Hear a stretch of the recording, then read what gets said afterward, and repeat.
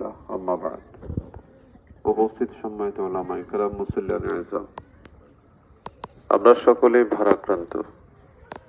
আমাদের একজন প্রিয় মানুষ আমরা হারিয়েছি। ইন্না লিল্লাহি ওয়া ইন্না ইলাইহি রাজিউন। ব্যক্তিগতভাবে সাজুলিয়া দরবার শরীফ, সাজুলিয়ার একজন পরিবারকে, একজন দায়িত্বশীলকে হারালো। আল্লাহ তাআলা যেন ওনার দুনিয়ার ত্রুটিগুলো ক্ষমা করে আখিরাতের জিন্দেগিকে সফলতায় ভরপুর করে দেন। দীর্ঘ আর কোনো কথা নয়, শুধু আপনাদেরকে একটু আরজ করছি, সমাজে উঠা বসা চলাফেরায় পারিবারিকভাবে, সামাজিকভাবে মানুষের ত্রুটি বিচ্ছুতি থাকে।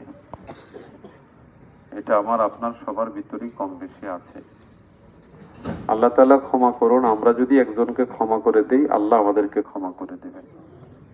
আমরা কি ওনাকে ক্ষমা করতে পারি না? ইনশাআল্লাহ। ওনার কথায় কাজে যদি কেউ কষ্ট পান, আজকে তিনি চিরবিদায় নিয়ে চলে যাচ্ছেন। ওনার চেহারাটা অনেক সুন্দর হয়েছে। আল্লাহ তাআলা ওনাকে রহম করুক। আমি আহ্বান করব, রাসূল আরবি সাল্লাল্লাহু আলাইহি ওয়াসাল্লামের কথায় আমরা যদি একজনকে ক্ষমা করে দেই, আল্লাহ তাআলা আমাদেরকে ক্ষমা করে দিবেন। অতএব আমরা আমাদের এই প্রিয় মানুষটাকে ক্ষমা করে দিচ্ছি। আল্লাহ যেন ক্ষমা করে, সকলে বলি আমিন। আমিন। 2 নম্বর কথা হলো, তিনি হোসেনপুর খানকায় সাজুলিয়া। হোসেনপুর গ্রামের সাথে সাজুলিয়া স্মৃতি অনেক আগের, দীর্ঘ সময়ের। সর্বশেষ খড়াই উতরাই পার হয়ে ওনার এখানেই খানকা হয়েছে। আরো অন্য জায়গায় হওয়ার কথা ছিল, কিন্তু শেষ পর্যন্ত ওনার আর্জিতে, ওনার আহ্বানে, ওনার আন্তরিক প্রচেষ্টায় ওনার এখানেই হয়েছে। ওনার সন্তানরাও সাপোর্ট করেছেন। ওনার ভাই আজকে এখানে হাজির আছেন। ওনারা 2 ভাই মিলে খানকার জায়গা দিয়েছেন, ওনার ছেলেরা দিয়েছেন। সকলের আন্তরিকতায় আজকে সাজুলিয়া খানকা শরীফ এখানে প্রতিষ্ঠিত হয়েছে।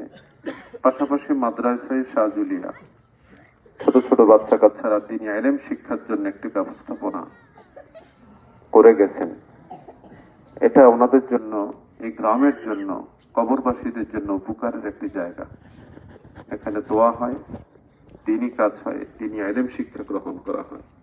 মাদ্রাসায় যে বসে থাকতে, আপনারা যারা আজকে এখানে এসেছেন, বিনীত আরজ করব, আল্লাহর রাস্তে আসুন, আমরাও নেক কাজে নিজেকে শামিল করি। আল্লাহ তাআলা যেন আমাদেরকে কবুল করে নেয়। গত কয়েকদিন আগে আমি এসেছিলাম হোসেনপুরে। রুবেলদের বাড়িতে একটা বৈঠক ছিল, তালিম ছিল। শারীরিক অসুস্থতার কারণে যেতে পারেন নাই, কিন্তু বারবারই খবর পাঠিয়েছেন। আরিফ বারবার ফোন দিয়েছে, দোয়া চেয়েছে, কথা বলেছে। এভাবে চলে যাবেন, এটা আসলে কল্পনায় ছিল না। কিন্তু এটাই হচ্ছে বিধির বিধান, এটাই হচ্ছে আল্লাহর বিধান। এর থেকে আমাদের সরার কোনো সুযোগ নাই। আল্লাহ যেন ওনাকে ক্ষমা করে। আসুন আমরা নিজের একটু পরিচ্ছন্ন হই, পরিপাটি হই। সাজুলিয়া দরবার শরীফের বার্ষিক মাহফিল আগামী 13-14 ফেব্রুয়ারি। আমি সকলকে দাওয়াত দিয়ে যাচ্ছি। ওনার জন্য দোয়া হবে, আপনাদের জন্য দোয়া হবে, পুরো বিশ্বের জন্য দোয়া হবে, দ্বীনি আলোচনা হবে। আপনারা আসবেন। আল্লাহ তাআলা যেন আমাদের সকলকে কবুল করে, সকলে বলি আমিন। ওমা তৌফিক ইল্লা বিল্লাহ। আসসালামু আলাইকুম ওয়া রাহমাতুল্লাহ। ওনার ছেলের একটি কথা বলেছেন, সেটা হলো, উনি যাদের কাছ থেকে পাওনা আছেন, কম হোক আর বেশি হোক সেটা আমি জানি না, কিন্তু ওনারা অনেককেই, ওনাদের কাছে তালিকা আছে, ওনারা ক্ষমা করে দিয়েছেন। ওনার আব্বা এটা মাফ করে দিয়েছেন, ওনারাও মাফ করে দিয়েছেন। আলহামদুলিল্লাহ। বন্ধুরা, এই কথাটা বলার বাকি ছিল আমার। ওনারা মাফ করে দিয়েছেন না আপনারা? যে 10 জনের তালিকা আছে, 10 জনের তালিকা 10 জনকেই ওনার আব্বা ইয়ে করে গেছেন, ওনারাও এটা মাফ করে দিচ্ছেন। আর আপনারা যদি কেউ পাওনা থেকে থাকেন, দয়া করে জানাবেন।